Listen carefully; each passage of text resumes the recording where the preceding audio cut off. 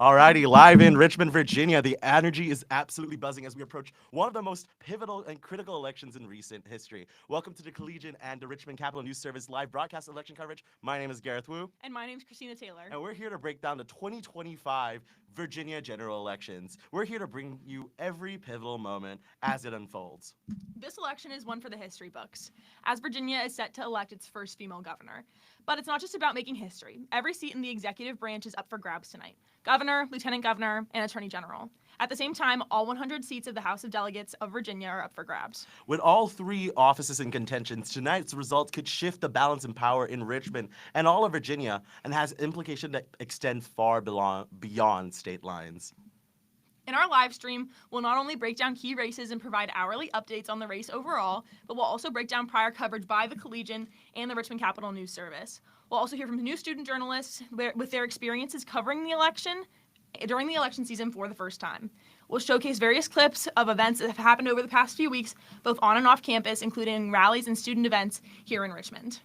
Before we dive into the first results, let's quickly break down how Virginia's elections work. Virginia holds what's called an off-year election, meaning statewide races like this can happen in odd-numbered years, separate from federal midterms or presidential contests, as we've seen last year.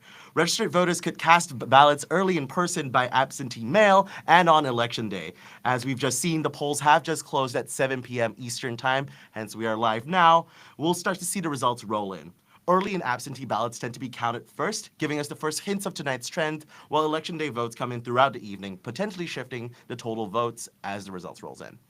As of November 3rd, over 1.4 million early votes were cast in Virginia. That's over 300,000 votes increase from the last state election, where we saw around 1.1 million votes cast. So why is tonight so important? Virginia isn't simply electing leaders. Voters are deciding the future direction of key policy, from cost of living to education to reproductive rights, public safety, and LGBTQ+ rights. The governor's race in particular has national attention, as it could signal how voters are feeling about major issues heading into the next midterms coming next year. Beyond that, the lieutenant governor and attorney general races are tight, meaning even small shifts in turnouts could flip control. Later in the night, we'll break down how these races work in more detail as we hear about the relevance of each race, each candidate, and the core issues they're fighting for. So Virginia is one of only 2 states with gubernatorial elections this year, Gareth. The other's in New Jersey. So national parties are watching it very closely. Tonight's result acts as a bellwether for the 2026 midterms and the political climate heading into the next presidential race. With all 3 top offices open, tonight's results will effectively reset Virginia's leadership and set the policy tone heading into 2026 and beyond. And that being said, we're currently waiting for the results to roll in. We'll be back live as soon as we have more results. With that being said, see you in a bit.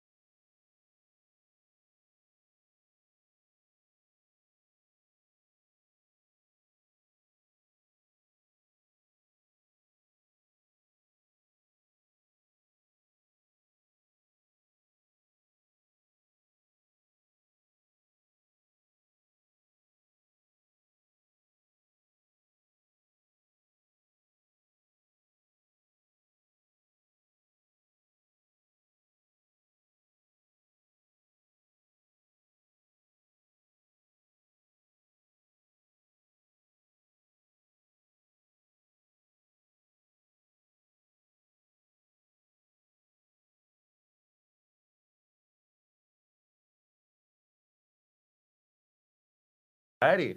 No pizza this time. Alrighty, and we're back. Welcome back to the Collegian and Richmond Capital News Service live broadcast election coverage, where we are breaking down the 2025 Virginia general elections. As we're speaking, the votes are being counted and verified. While some sources are calling races, we're waiting for verification before we declare the results here. However, here are some races that we can call. Get ready. It's going to be a lot. Let's go. HD 3, 4, 5, 19, 24, 25, 54, 55, 80, 81, 88, 91, 93, and 95. And 85. And 85, thank you very much. Of course. Those are called for the Democrats. Those seats mostly were ran unopposed, so they were called quite early on in the race. HD 35 is also called for the Republicans. And now to Christina. For some larger news, we can also say that Virginia has elected its first female governor. We are calling that Abigail Spanberger as the projected winner for the governor's seat, flipping it for the Democratic Party. Alrighty, you can see more coverage over on the Collegian's website. In the meantime, we'll be back in a few minutes as we break down some of these key races. See you guys soon.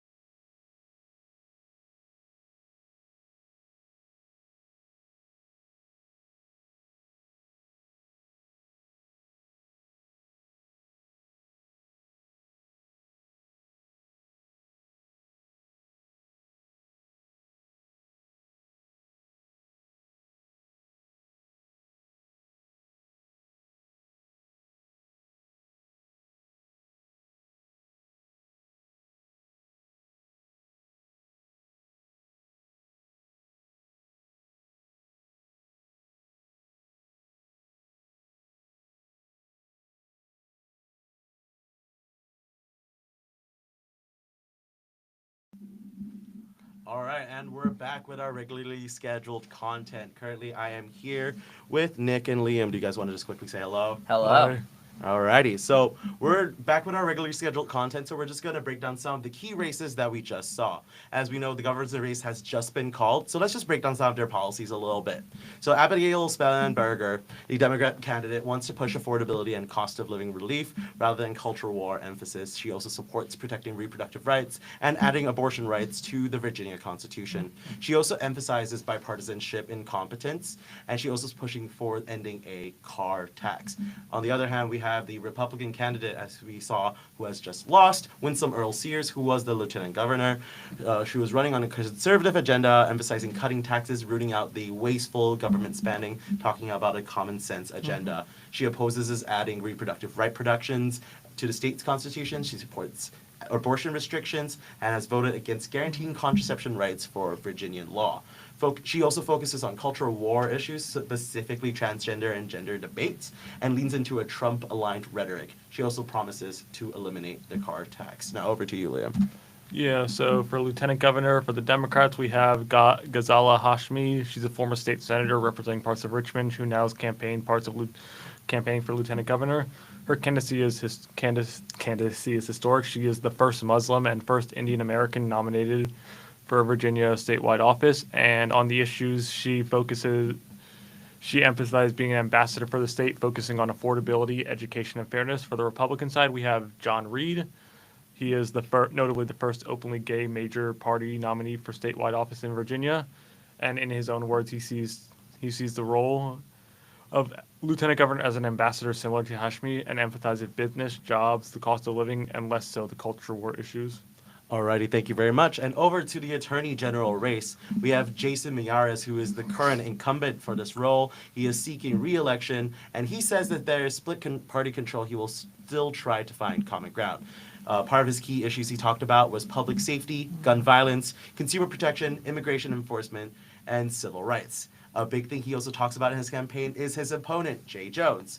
He is the Democratic challenger, and his stated policies and priorities include reducing violent crime, removing illegal guns, consumer protections, and protecting workers and families. We'll talk a little bit more about this, but part of his campaign has been affected by controversy as texts from 2022 surfaced in which he made violent remarks about his political opponents. So as I mentioned, I'm currently here with Liam and Nick. So I would love to hear more about the implications of this election. So Nick, could you break down why is this election so important this time of year? Yeah, so this election, I think, is particularly important. And what we're seeing in terms of response from the Democratic Party is really the fact that this election and the elections that are happening across the country right now are the first of a string of elections, kind of the first elections that we're seeing in the Trump administration, his second term.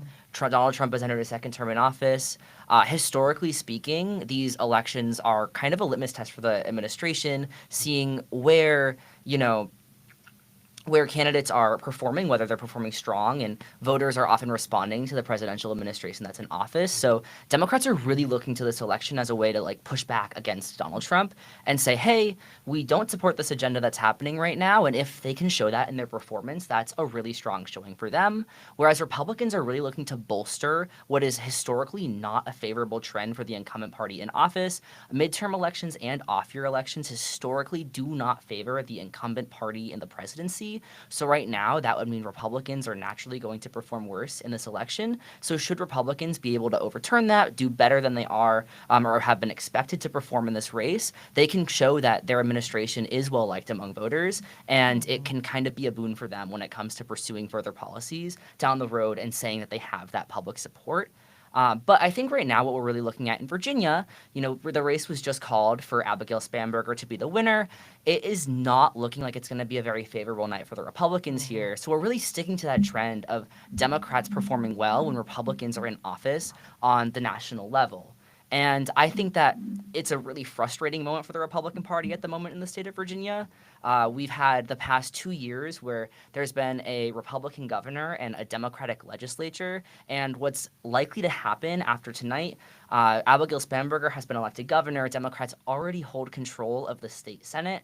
Should Democrats hold control of the House of Delegates, which from the looks of the results right now, they are currently favored to do so, Democrats are going to have a trifecta in Virginia government, which for Republicans wanting to push their priorities is going to be a really hard struggle moving forward from here. So kind of wanted to follow up a little bit on then. So as we know, Glenn Youngkin isn't on the ballot this time. And a lot of the policies and a lot of what the other candidates have been talking about is Glenn Youngkin's policy. So what do you think with the results of the election will entail for his policies now that he's not in office? Yeah, I think it'll be really interesting, especially in terms of where Glenn Youngkin's priorities have been at. Obviously, with the Democratic-controlled legislature, Glenn Youngkin is not his role is kind of this veto power. Notably, in the last session, he vetoed a significant number of bills from the Democrat legislature. So Democrats are not really going to have that kind of stop to them when it comes to pushing their priorities. I think right now what we're looking at is these amendments that are kind of being pushed forth. I'm looking right now at the amendments in regards to redistricting in the state of Virginia that Democrats have recently pursued, echoing what's happening in California with Proposition 50, trying to push back against national efforts of Republican redistricting across the country. And Democrats have an opportunity now in Virginia to push that without a check in the governorship. So should that come to light and Democrats be able to hold the House of Delegates tonight, that's going to be something that's very favorable to them, not for the Republican Party. And when it comes to Youngkin's kind of existing policies, we might see Democrats try to overturn some of those. I'm also thinking right now of Youngkin's efforts that are going to likely cease when it comes to pulling Virginia from the Regional Greenhouse Gas Initiative. Also, we're looking at Democrat amendments on abortion, on same-sex marriage that are all kind of now clearing the way towards getting on the ballot in upcoming election years. All right, thank you very much, Nick. So one pivotal moment about these elections and these races are the debates. And one thing that was really interesting is that the Attorney General debate actually happened here in the University of Richmond. So I know that two of you were actually reporting this. So I would love to hear from you, Liam, first. How was that experience like reporting such a pivotal race here in the university? I mean, it was like very similar, very scripted. It was basically like whatever Miaris would be asked about, he'd shift to Jay Jones' texts. And whatever Jay Jones would be asked about, he'd shift to Miaris close to Trump. I do think Miaris, at least personally, did a little more. He emphasized it as like a legal office, not a political office, and accusing Jay Jones of wanting to politicize it. Additionally, he was also like being like, but he also tie that back to the text. He'd be like, you would not be able to get hired at any prosecutor's office in the country, let alone running the top one with these texts. Additionally, I do believe Miaris fell for some of Jones's traps, most notably in regards to like Jones was constantly be attacking him for failing to sue Trump, and Miaris would be like, well, I did once, and in regards to, I believe, something involving the Veterans Affairs and Veterans Healthcare. But Jones was basically like, oh yeah, you did 1 out of 50 times. So it was very scripted. There weren't any real major there weren't any major Democrats there at the time. They were really trying to distance themselves from Jones, compared to there were several notable Republicans, but Jones still had more enthusiasm, I believe, there. So I'm really interested in hearing a little bit more about your experience as well, because this was the first time in a while since a major debate has happened in the University of Richmond campus. And at this point, this is when the scandal was just fresh, and it was the first time, from what I've heard from you guys, it was the first time actually acknowledging it and apologizing for the comments he made. So kind of wanting to hear, how was that experience just coming into the concert hall, just preparing for that? How was that for you as a journalist? I mean, everyone knew he was going to have to do it. I believe he went first, and Miaris went first, but then when Jones was like, I am, in his opening statement, he was like, I am sorry to Speaker Gilbert, I am sorry to, because he implied wanting his children to die in their mother's arms, among other things, which was messed up. And additionally, like there was some attacks initially in regards to like his criminal record, because apparently he'd been arrested for like driving at like 100 miles an hour, and like Miaris accused him of not like doing the community service, so there was a lot of that. But again, it was just a lot of back and forth in regards to they would turn every single issue into Miaris would turn it all into the text, Jones would turn it all into Trump. Yeah. Is there anything you would like to add, Nick? Sure. And I think kind of building off what Liam was saying too, That apology kind of set the tone for that debate. It immediately put Jones on the defense for the rest of that debate. And in terms of going out into the debate stage, you do not want to be the candidate that gets up on stage and has to apologize in your opening statement. Yeah. I think that for Jones having to do that, it made it really, really difficult for him moving forward. He knew that he was coming in from behind in that race, especially in that debate. Right now, what we're seeing on election night at this moment as it unfolds is this kind of ripple effect where Abigail Spanberger has won by a pretty significant margin, and it looks like she's going to win by a pretty significant margin. There's no doubt that that scandal really, really hurt Jones's campaign. And what we're looking at moving forward is whether or not that margin of victory at the top of the ticket will pull Jones up out from being underwater, where he has been in polls in the month of October, and to let him win this race. And that's kind of what we're looking at this moment. But Jones really had a hard time coming into this race, coming into that debate especially. He was been playing defense for the rest of this election cycle. Many Democrats have been jumping behind his campaign, supporting him. But it's going to be a really interesting result to see if Jones can overcome that at all tonight. Yeah, I also find it very interesting how it's like he barely won the primary, so I think he caused a lot of headaches for Democrats. If Shannon Taylor, the Henrico County DA, had won, none of this stuff would have happened. My bad. Alrighty, so we'll now hand over to our next segment. So in the meantime, do check out the Collegian's website for more details and for more live coverage. Thank you. My bad about that.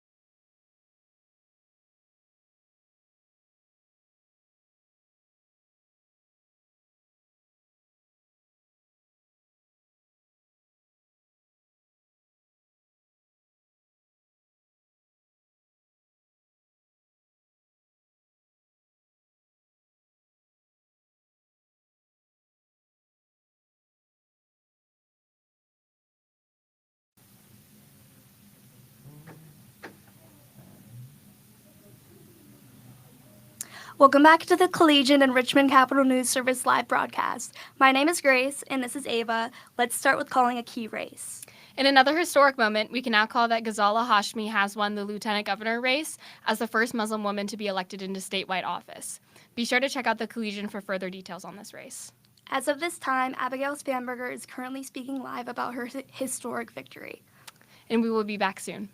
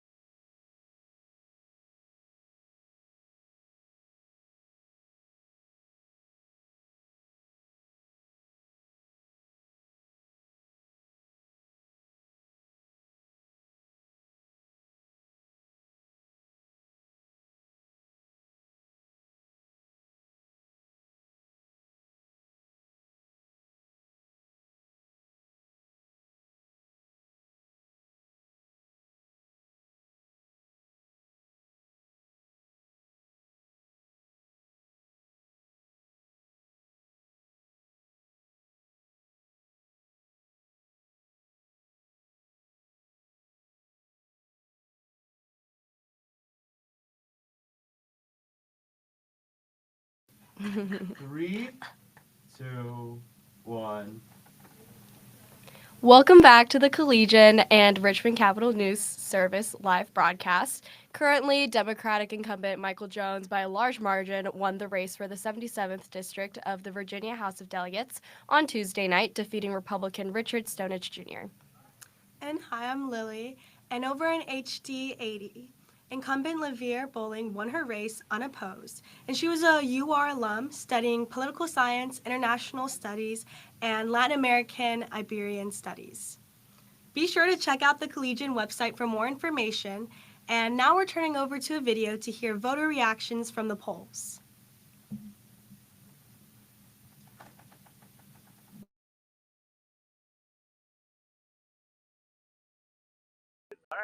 Hey everybody, I'm Christina for the Collegian here. We're with Representative McClellan. Hello. Just to talk a little bit about getting out to vote. So if you want to just take it away. Yeah, so we have elections every year in Virginia. Every year we say it's the most important election of our lives, but every election is. I voted for the first time when I was a student here at the University of Richmond. I'm not going to tell you what year, but I have voted in every election, volunteered in every election, because your vote is your voice. And in a government by, of, and for the people, government only reflects the perspective and therefore meets the needs of the people who participate. And now we'll turn it over to our very own Sophie Dulog, who is at Short Pump. But what's your name? My name is Michael Bethea. It's nice to meet you, Michael. What brought you to the polls today? Just looking at the current climate in the country. Just wanted to make sure I do my part, come out and vote, and just make sure do whatever I can to participate in the process and make the country better for all people, not just for some. I will say I have 2 daughters, so women's rights is a big issue for me as well. I'm not too fond of some of the different tactics utilized against our current citizens, so just want to make sure I did what I could to, make that not be a thing. So. What's your name? Farhan Hakeem. Nice to meet you. And I'm curious why you came out to vote today. What drew you here? I think we all have a responsibility to vote. I think it's, especially at times like this, it's important to make your voice heard, and I feel like the best way to do that practically is to vote. That's how our country runs. I think, generally just kind of making a stand against what's kind of happening in the more higher up federal administration. Obviously there's time and place where we can vote for that and kind of make a change there, but until then you kind of start from the bottom up, and that kind of happens in the state elections. So pretty much everything's on the ballot this year, I think, whether it's social issues, the government shutdown, all those sorts of things happening right now that are having an impact on people all around us. So a lot of stuff to think about. I don't even think I could list everything. I'm Nick. I'm Jimmy. Nice to meet you guys. What brought you out to the polls today? I just really wanted some Democratic leadership in the state and local government. I think now, with the administration acting the way it is, we should probably have as little, capitulation as possible, just with the general overreach of everything. So I feel like the Republican candidates this year are more likely to let it happen, and the Democratic candidates are less likely to let it happen. Yep, I'm pretty much in the same boat. I don't think what's happening in Washington is good, and I think we should do whatever we can around here to stop, prevent the harm. Hi guys, we're out here in front of Huguenot High School where there's a voting location today in Richmond, and we're just seeing what's going on. We've been talking to voters to see what's the most important issues on this ballot, and what they hope to see when the morning comes. Joshua Barnhill, I'm a financial analyst. Why did you come out and vote today? I mean, I always vote, ever since I had 18. And I'm not happy about the current situation or, the past decade for that matter, pretty much. What were some important issues to you, and why did you pick those to vote today? Affordability is always up there, mainly anti-Trump, because I don't agree. I don't think there is a Republican Party anymore. I feel like there's a Trump Party, and I don't agree with MAGA, and I find they're just to be apprehensible. And so, yeah, I'll always take the opportunity to vote against MAGA. And awesome. I don't care, all Republicans are MAGA under my view right now. Awesome. Did you vote in the local district elections as well for your representatives, yep. of House delegates? Okay. Yep. I always make sure to vote for everything that I used to, I'll be honest too, I used to actually be a lot more informed on individual candidates, but with the rise of Trump, that doesn't matter to me anymore. Okay, welcome back, guys. I was the one who threw together that package of the Collegian going out and talking to people at polling places today. And today I'm here with Andrea and Sophie, who are two of my other fellow interviewers. If you guys just want to talk a little bit about what going out and polling today and like how that made you feel. Oh my gosh. Go ahead. Yeah, so I went to Short Punt Middle School to go and speak with some voters today. And really, I was surprised at how many people were so open and honest about what brought them to the polls, what issues they thought were really important. I did find that the majority of people that I spoke to were very passionate about voting for Democratic candidates because they believe that under the current administration, this election was a way for them to kind of fight back. And the majority of people that I asked, that was their response. And then a number of people didn't want to respond or felt that that speaking to this was not something that they were interested in. They didn't want to be on camera. And so it was very difficult at first, especially, to get some people to really share what they were talking about and what they were interested in this election. I'm gonna have to agree with that. We went to Huguenot High School, and similarly, there was like a lot of hesitancy to talk, which I think can say maybe a little bit about like the state of U.S. politics right now. But for the people who did talk, they were very, pretty adamantly Democratic, speaking out that this election meant a lot to them to really fight against Trump and what's happening at the federal level.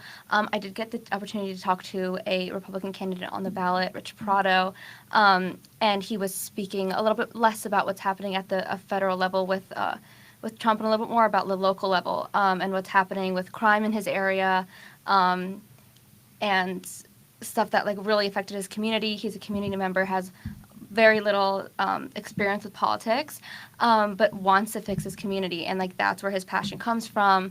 He's seen crime really affect his community, and I think that's like maybe like where the difference lies between these two groups from what I've been able to hear today. Yeah, I also wanted to talk a little bit about my experience getting to meet and talk a little bit about voting with Representative McClellan, who's actually an alum of UR. And she was talking to me and the college Dems who were outside of Jepson alumni about voting and the importance of voting. She was actually on the college Dems executive board when she was an alum here, and she was talking about how our campus community has a lot of resources that we can utilize to go out and go vote. I know the CCE was paying for people's Ubers to go vote, or rather reimbursing them. And they had a lot of resources out for people to do same-day voter registration. And I feel like being part of an active campus community with like political beliefs is a really important thing for us to just like be aware of and talk a little bit more about. But if you guys want to add anything else. Yeah, one thing that I think was really interesting that Andrea touched on was the importance of local elections. And I feel like that was something that was really palpable in the air today, especially when it comes to like hyper-localized issues. I felt that people were speaking, of course, very strongly about, those who were voting for Democratic candidates as kind of seeing this election as a pushback to the Trump administration. But people were also speaking about things locally. I heard a lot about schools and the importance of funding our schools. I heard a lot about roads. And then in the air, yesterday, Andrea and I were at Shorty's Diner, and we saw Governor Youngkin and Winsome Earl Sears, and so we were hearing a lot about being tough on crime and a lot to the hyper-local Richmond area and Virginia area. They spoke a lot about important issues within the Commonwealth. So although I definitely think that this election was marked by some contention in the current administration, I think it was also very important to keep local issues on the ballot as well. Yeah. Awesome. Well, we'll be right back after this. Thank you, guys.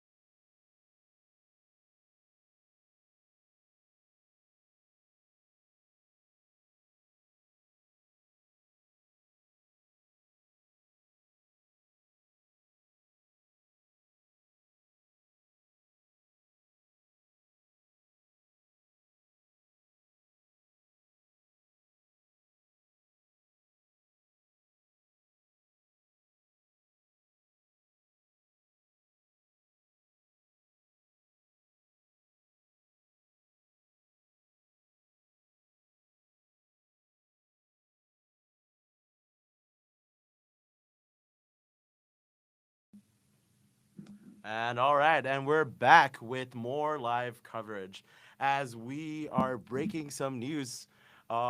As you know, we are covering live on the Collegian's live blog. So for more details, always check out the Collegian's website for more details. But just to give you a quick recap of what's been going on in this past few hours, as we know, Spanberger wins being the first official female governor in Virginia, beating Winsome Earl Sears.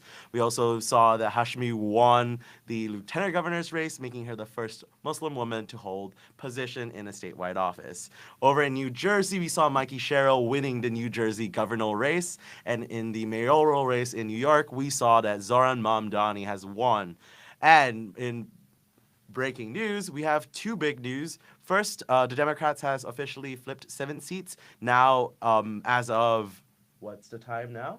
Yes, as of 10 p.m., the Democrats hold 52 seats in the House, meaning that they have retained control of the House. The Republican Party has lost 7 seats, leaving them with 20, and they're 28 currently undecided. And now over to Andrea. Yes, Jay Jones was also just announced to have won the Attorney General seat. This comes after a very, I gotta say, bitter and long-winded time as he was campaigning. It's been plagued by his text scandal where he texted some pretty violent things, wanting to see another member of the Republican Party killed via gun violence, and that's really allowed his the other candidate to catch up behind him and really close the gap. But still, he was able to pull through the end.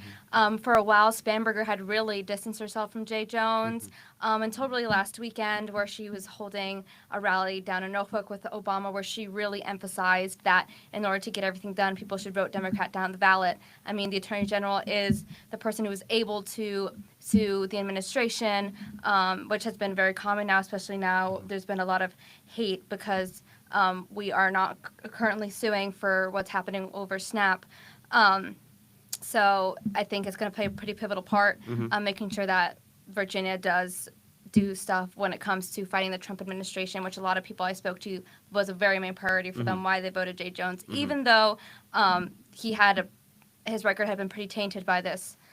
Yeah, it's actually really interesting that you brought that up because that was a very key point that was brought up in the AG debate that happened here in the University of Richmond. But with Jay Jones's win that we officially are calling, we can say that the 3 main races in the Virginia elections of 2025 has gone to the Democratic Party. We'll talk more about what that entails for Virginia's future in a later section. So in the meantime, we'll see you in a bit.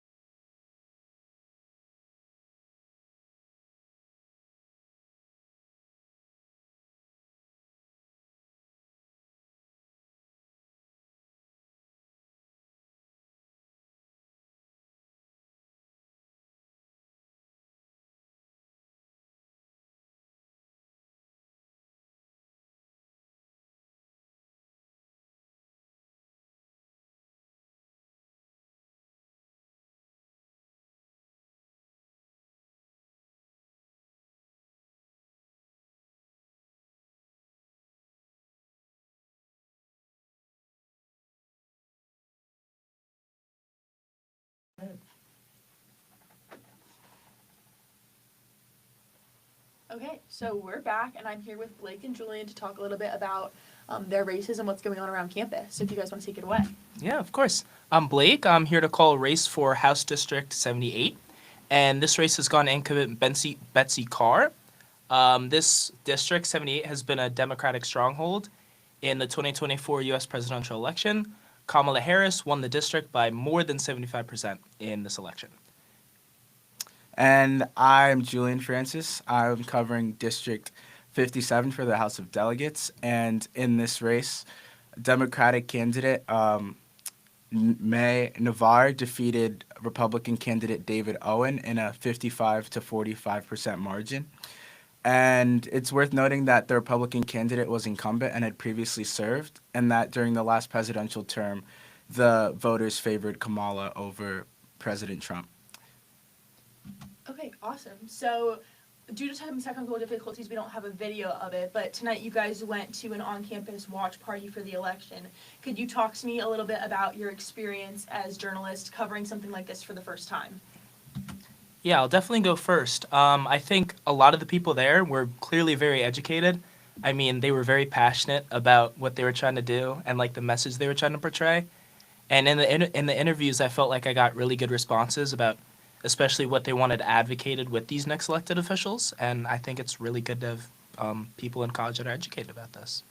Yeah, adding on, I also think it was just a great opportunity as new journalists and being new to this field to just get a sense for what it's like to interview people and engage in such a big event, and just listening to people's perspectives and gaining insight on what they think and like what policies they believe in, and just gaining all of these different perspectives, I think really allowed us to improve and just become more knowledgeable as journalists today and as educated citizens. Do you guys have anything else you want to add or talk about the event? I would just say that everyone seemed really supportive, and that was a really good thing. I feel like it's very important, even if politics can sometimes be very divisive. I noticed that everyone there was pretty unified. They were all talking to each other. No one was scared to voice their opinion. I think even with how intense politics can get, especially now, it's really important to, know that you can speak out on, whatever beliefs you have and that you don't have to worry about anything. Yeah, just adding on, I think it's important to, again, respect other people's opinions. And we saw a lot of that today, even though people may have had differing views on who should be elected or who should be appointed. Everyone was still there with the common goal of supporting what they believe in. Awesome. Thank you guys so much for sitting down and talking to me. We'll be back in a few minutes with more.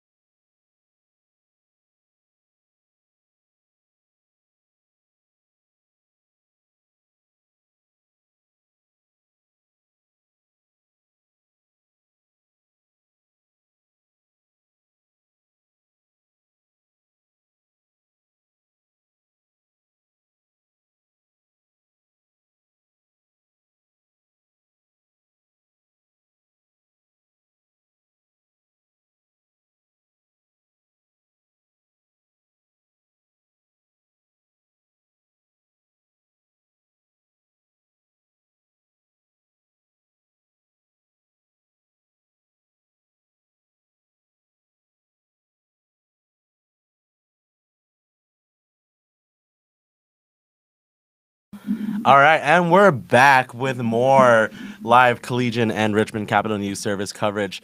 Right now, it's just me and Christina, and we're just going to talk a little bit of some of the on-campus events that happened. I think for the first time in a really long time, we finally saw the college Republicans and college Democrats have a debate on campus. Yeah. And I know, Christina, you were in charge of reporting it. Would you like to tell a Yes. little bit more about your experiences? Yeah, totally. I think it was the first time in 4 years that they've hosted the debate. It used to be an annual tradition, but I believe they haven't done it since 2021. So it's good to have that tradition back on campus just to open that space for political discourse and an open conversation. I remember a lot of people, like Dr. Palazzolo was there, who's a political science professor here at UR, and Kate Chasen, the moderator. They were like, tonight's not about politics or policies, tonight's about people. And just making sure that it was like respectful was really important on campus, just because politics today's day and age can be so polarizing. And I feel like it went about as respectfully as it could have. There were moments of little like bits of tension, but it was never yelling at each other. So Yeah, so what were some of the big topics that were covered during the debate? And yeah. So they were asked questions about a couple of topics. They were asked about immigration, free speech, gun violence, and abortion. So those were the big hitters of the night.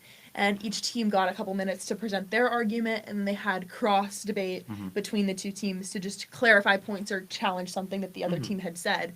So I think that that was also really interesting to see, just because they couldn't start off yelling at each other. They just had to start off like, this is what we feel and why, and this is what we feel and why, and now you can debate. All right. So one thing I've definitely noticed as like the event went on, that there was a lot of reactions from social media from the students, specifically through Fizz. Yes. And as someone who's attending in person, how was the crowd reaction to a lot of the statements and just like the debate in general? I will say a lot of people did have very visible, audible reactions. There was a lot of gasping or a lot of like chatter. I was sitting in the first row with the rest of the debaters and the press, and there was a lot of people behind me murmuring like, I can't believe he just said that, or I can't believe she just did that, like stuff like that. So it was really interesting to see the reactions of the audience, because you could sort of tell who was there as a member of the college Democrats, who was there as a college Republican, or who was just there for fun. So what would you say, like an event like this, especially after 4 years, it's come back, what do you think this says, or does it even say anything about the political discourse that's happening on campus? I think especially nowadays with anonymous platforms like Fizz, how do events like this kind of change the dynamics within the University of Richmond? Well, sure. I feel like they do change the dynamic a little bit significantly, especially under that guise of anonymity. People can say whatever they want and not have any consequences because people don't know who they are.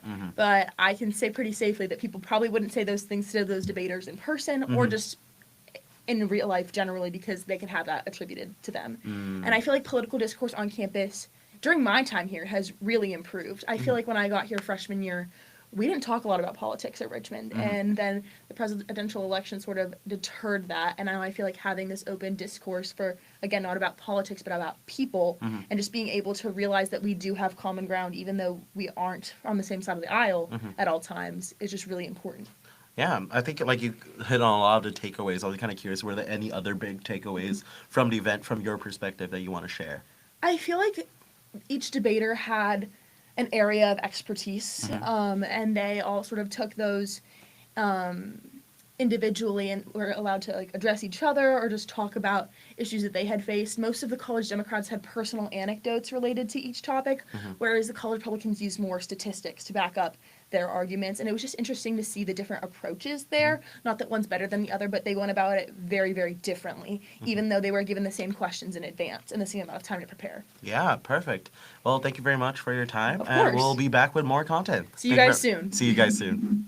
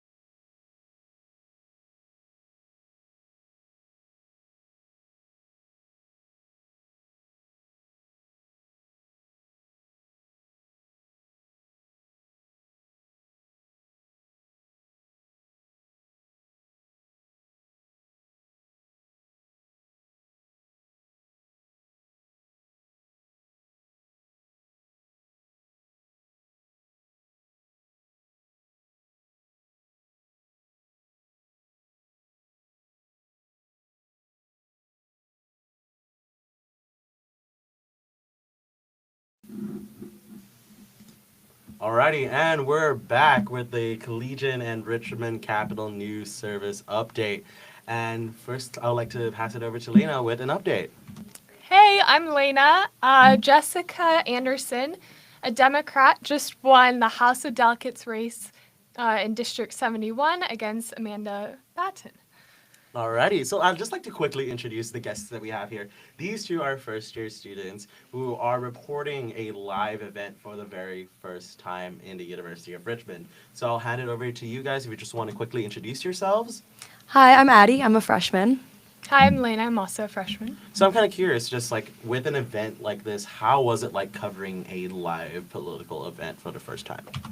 I really enjoyed it. This isn't an experience that I've had before, and I've definitely learned a lot. I had no idea that pre-writes were a thing, that you kind of planned out what was going to happen and what you're going to write beforehand, so that definitely helped minimize the stress. But it's been really fun helping everybody write their things and seeing what's happened with the elections. Yeah, it's been a really fun environment this evening and leading up to this evening. And yeah, I've been able to do some fun activities and things related to the election and our coverage. And it's just been a really good experience, a good learning experience. Kind of like leading up to the elections, kind of what were your feelings about having to cover an event like this, and how do you feel now that we're wrapping up the night soon? I mean, at first, I was definitely a little bit stressed.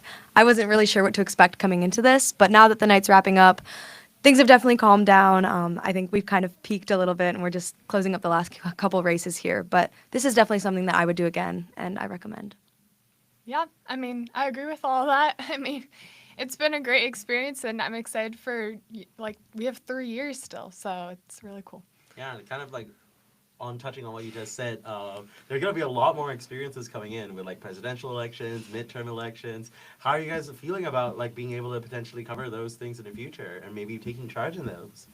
I'm super excited. I mean, this race, I had a House district, which is exciting, but not quite the same as a presidential election. So definitely looking forward to having a bigger role in future elections. If you guys could like leave a message to like, if you guys could leave a message to your future self, like if you picture yourself doing this again, what would you like to say to yourself? Maybe like you got this. Like, I mean, I know that's basic, but like it can be stressful. I mean, I've seen the seniors getting ready for this, and it's not the easiest thing, but like it's fun, it's exciting, it's good experience, and yeah, like you can do it. I would tell myself to channel my inner Gareth. Let that out. He's the man. He's got it under control. So I definitely hope that for my future self. All right, you heard it here first. Anyway, thank you very much for coming out here. We'll be back with more coverage and just to chat a little more about different people's perspectives. So thank you so much for sharing yours. Yeah, thank you. Thank you.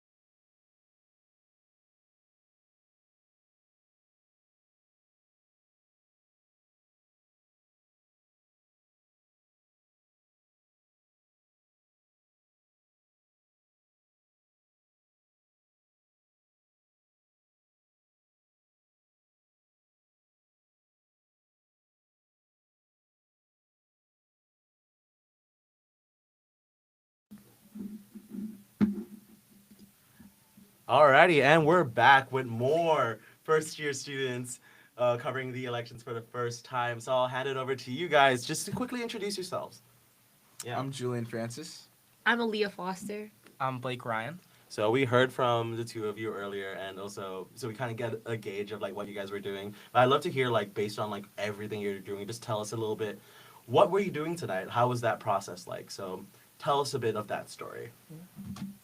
Yeah, I can start. So, one thing I did was covering the 57th district, as I mentioned previously, and that process was fun. It involved researching and getting to know all of the candidates that are running and what policies they hope to implement, what sponsors they had, who was contributing to their cause, and overall just becoming more informed about the district and what the people want to see in that overall.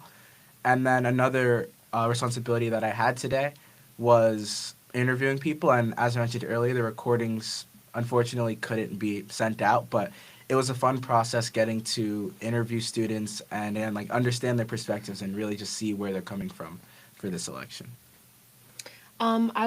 I was in charge of doing research on the 65th House District, and it's the same thing Julian said, just doing some research on who my candidates were, what they believe in their policies, and just getting to know a little bit more about not only them, but what they kind of stand for, and, so yeah. Yeah. I did the House District 78. And like Julian and Aaliyah, I also was able to research a bunch of, the different races going on. And I think for me, it was a really good experience.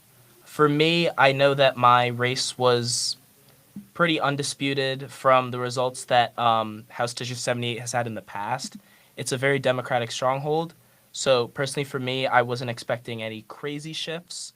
I also interviewed with Julian, and it was a very good experience. I liked seeing people that were very also passionate about elections and, that had the motivation to be able to report on it and, have a watch party, which is something important so that people, can advocate for what they think is right and also so that people can understand the process of how elections work. Yeah, I'm kind of curious. Is this your guys' first time covering an election, or have you had experience working with these kind of things before? Yeah, personally, this is my first time, so this was a completely new experience, like one being a part of a watch party and then also covering an election. So it was a lot of new experiences today and a lot of new things I was able to take away. But yeah, it was an enjoyable experience, and yeah, it was really good. Yeah, this was my first time also covering a watch party and covering an election and coming to a watch party. But it was definitely an enjoyable experience getting to not only work on this, but also work with my peers and just learning something new. So yeah, great experience. This was my first time. I hadn't really thought of journalism as something that I was going to do. I wanted to be educated in a lot of social justice issues and things like that, but I wasn't really sure about the field. And ever since joining this class, I realized it's, really good. I've published with the Collegian a few times. I always find stories that are interesting for me. I hadn't been exposed to election stories. I hadn't been in a watch party, but the story looked intimidating to me at first. But once I, broke it down and started to get it done, it really actually was a lot of fun. And even if it's a race like a House district, it's still really important to know what's going on in your town, in your county, because those policies can still make up, a big portion of your daily life. And I'd just also like to add, it's interesting that when we're covering the election, we're looking at a lot of statistics and numbers, but it's interesting how in reality, like, what we're looking at impacts so many people, and the results that happen tonight and all the statistics that we see, like, have such a profound impact on communities and on individuals within those areas. So it's kind of interesting to see that the work that we're covering, it merits real world impact. Yeah. What would you guys say your biggest learning, what was the biggest thing you learned, or what's your biggest takeaway from tonight? My biggest takeaway from tonight would be to honestly just be curious. Prior to coming to Richmond and exploring journalism and taking the journalism class, I wasn't as informed as I should have been, and just taking this class and like reading the news every day and discussing with peers on things that have happened in media, learning about it, writing stories, I've just realized that you need to be open and be curious to learn about what's going on and what's happening in the world around you, because that really shapes what happens in your own life. So I would just say try to be as aware as possible and try to learn. I was going to say the same thing Julian said, honestly. Yeah. Just staying informed. Mhm. I also did not watch the news as much as I should have been. So as just reading, the New York Times or just simple things, throughout my day, taking the time to just see what's going on has helped and shaped me in so many ways. And it just definitely does make an impact of just knowing what's going on and being aware and being informed. So, yeah. I would say for me, I think the most important thing is just realizing how much of an impact local elections have. I think people can, go crazy about the presidential election results and think their life is over if one party wins, if one doesn't.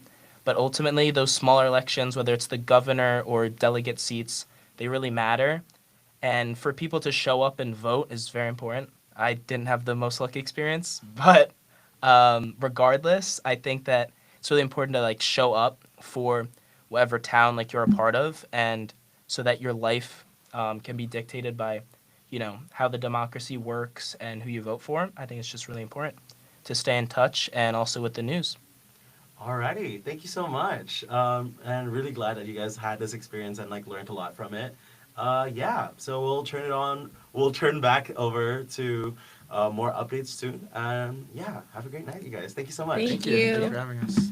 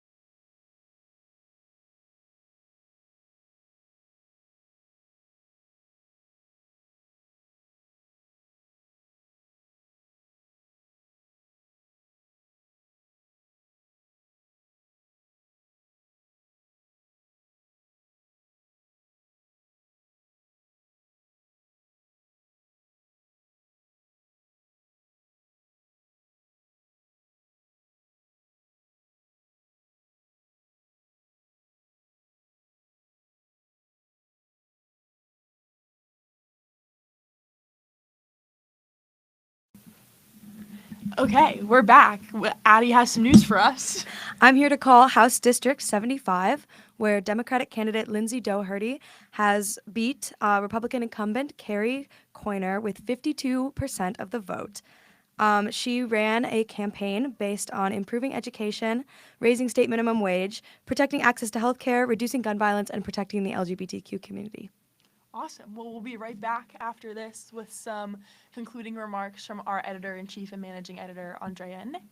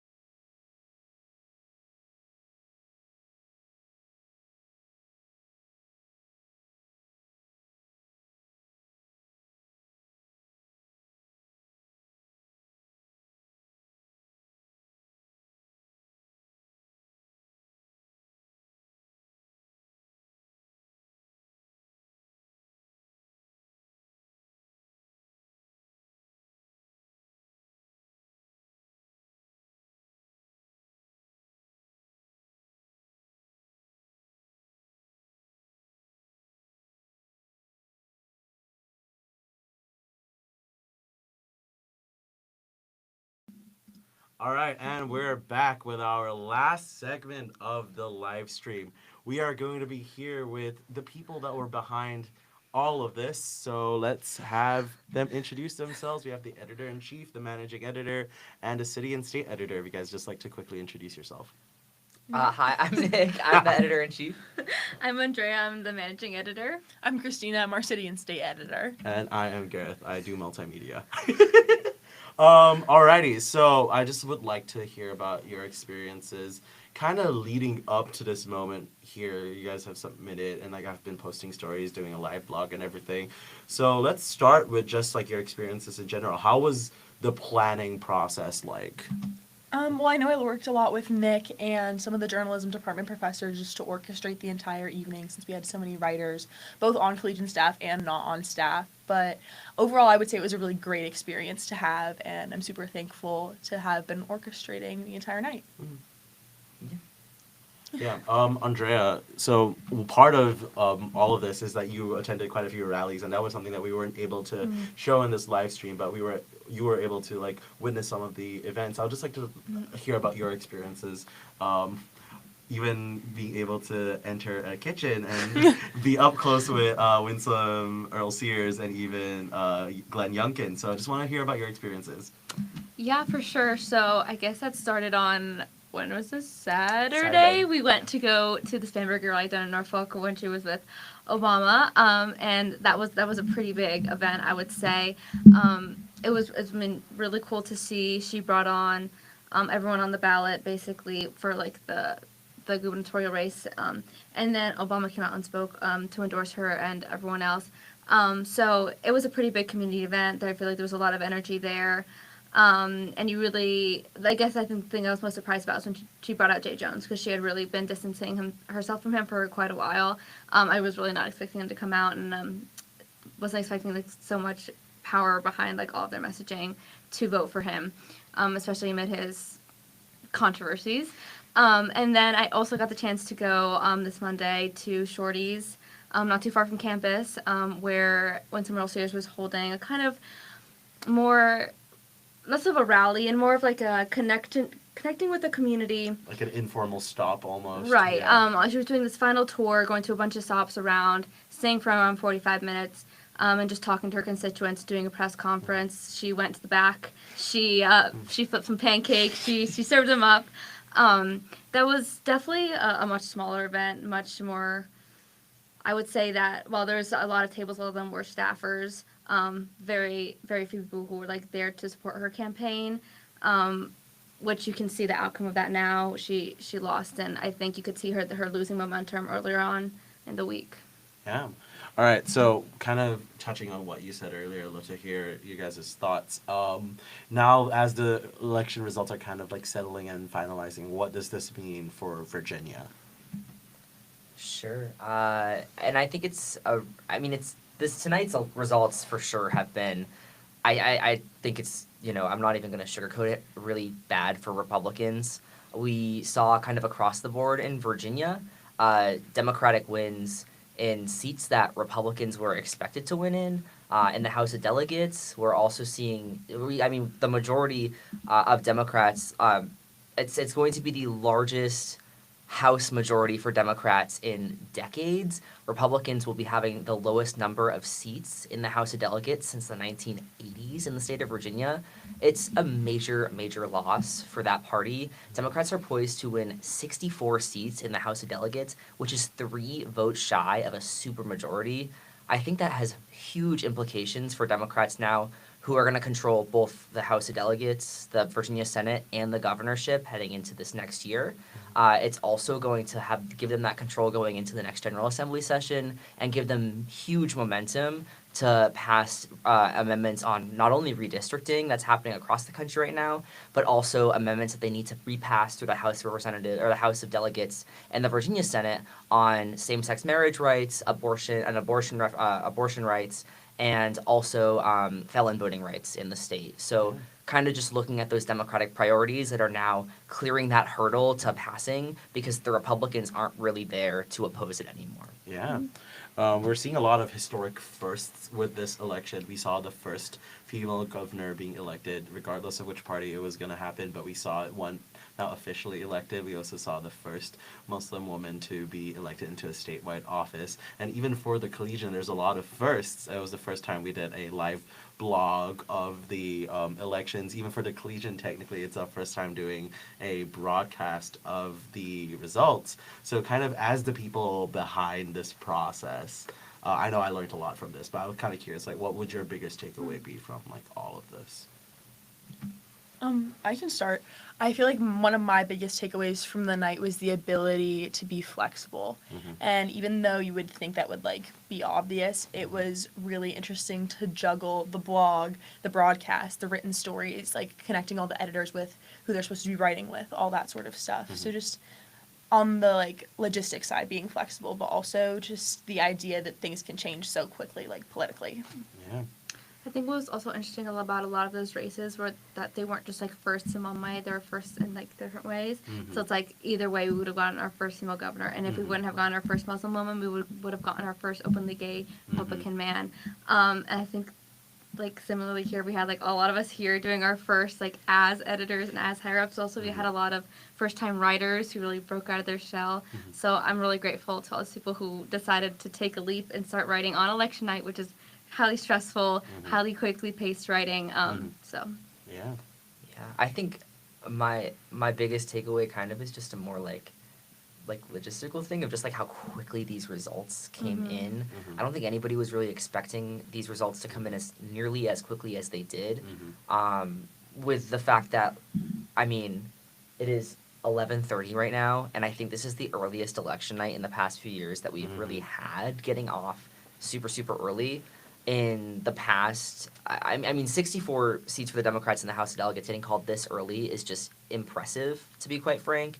But also the margins in which the governor's race was called, I mean, at around like 9:30. Yeah. I don't think anybody expected that coming into this. And I mean, saying that also writing my House of Delegates story that we just put up on the Collegian site, as I was writing it, they kept calling more races, and I had to edit that second graph of the story like 7 times to get the accurate last count of the seats, until eventually there was like 1 seat left, and I was like, okay, I'm gonna hit the publish button before anything else changes because it keeps moving so fast. And I think that speed of writing is super important, but also like I wasn't expecting it coming into election night, because usually there's a little more time to prepare for that. So yeah, I think kind of like as you guys touched, it was a lot of our first time, so there's a lot of like lessons that we've learned throughout this process as well. And yeah, I guess this marks the end of the Collegian X Richmond Capital News Service live stream.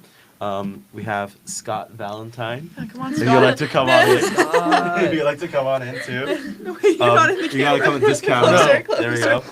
All right. Perfect. Just scooch myself in.